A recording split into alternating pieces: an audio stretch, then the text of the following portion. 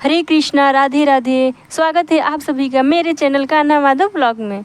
तो वीडियो को पूरा देखिएगा, लास्ट देखिएगा। और आज हम एक सच्ची घटना लेके आए हैं, लड्डू गोपाल जी का चमत्कार, वो भी इतनी जल्दी।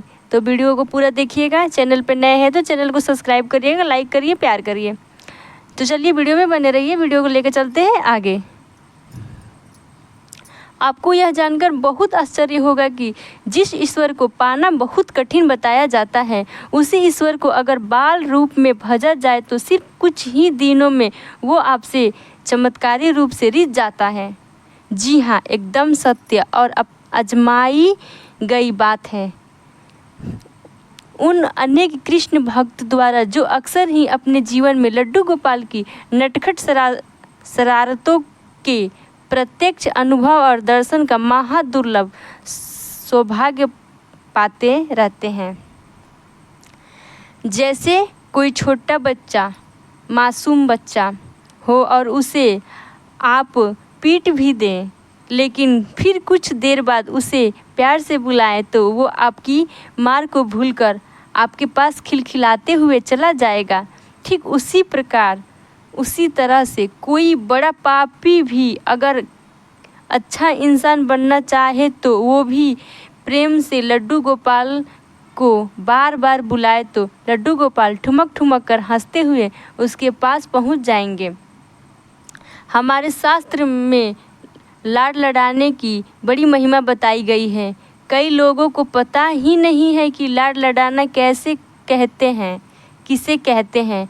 लाड लड़ाना वो अति आसान प्रक्रिया है जिससे अनंत ब्रह्म आपके ऊपर है कि आप उसे किस तरह के रिश्ते में बांधना चाहते हैं। आपको जिस भी रिश्ते में सबसे ज़्यादा प्यार महसूस होता है, चाहे वो बेटा, भाई, भतीजा, कोई भी रिश्ता हो, उसी रिश्ता में आप बिना निसंकोच बाल गोपाल को आप तुरंत जोड़ लीजिए और कुछ दिनों तक उसे रिश्तों का नियम से निभाइए और फिर निश्चय ही चमत्कार देखिए। कुछ दिन बाद भले ही आप उस रिश्ते को भूल जाए, पर लड्डू गोपाल नहीं भूलेंगे और आपको ये देखकर महा आश्चर्य होगा कि आप रिश्ता लड्डू गोपाल से जोड़े हैं, आप भले ही भूल गए हैं, लेकिन लड्डू गोपाल वो रिश्ता खुद निभाएंगे। लाड लड़ाने में बस यही गहरी मानसिक भावना तो करनी ही होती है कि लड्डू गोपाल अब से हमारी ये रिश्ता जो आप लड्डू गोपाल से जोड़े हुए हैं, फिर मन के अंदर ही अंदर उनसे वो रिश्ता निभाइए। मन में भावना करने में दिक्कत आ रही है तो आप कोई मूर्ति या तस्वीर का सहारा भी ले सकते हैं। मन में लड्डू गोपाल को खाना खिलाएं। मन में एकाग्रता हो नहीं रही है तो आप मूर्ति के सामने भोग लगाइए। दोनों में कोई अंतर नहीं है। वास्तव में प्रभु सम्मान के भूखे नहीं हैं, सिर्फ प्रेम के भूखे हैं। यदि आप नौकरी, व्यापार, पढ़ाई को ईमानदारी से निभाते हुए जब भी आपको खाली समय मिले तब आप लड्डू गोपाल के साथ ही मन खेलिए, बातें करिए और वो हर काम करिए जो आपको पसंद हो। बस इसी तरह खेल खेल में लड्डू गोपाल कब आपके हो जाएंगे आपको पता भी नहीं चलेगा। कुछ लोग को ये अब अंधविश्वास और समय की बर्बादी लग सकती है, लेकिन उन्हें क्या पता, उन्हें तो पता ही नहीं है कि यही बाल गोपाल चैतन्य महाप्रभु की गुरु माता के यहाँ पानी भरना, झाड़ू लगाना, खाना बनाना और बर्तन मांजना सब काम करते थे। और यही नहीं, लड्डू गोपाल बहुत से ऐसे भक्त हैं जिनके घर जाके बहुत सारे काम उनका सहारा बने हैं।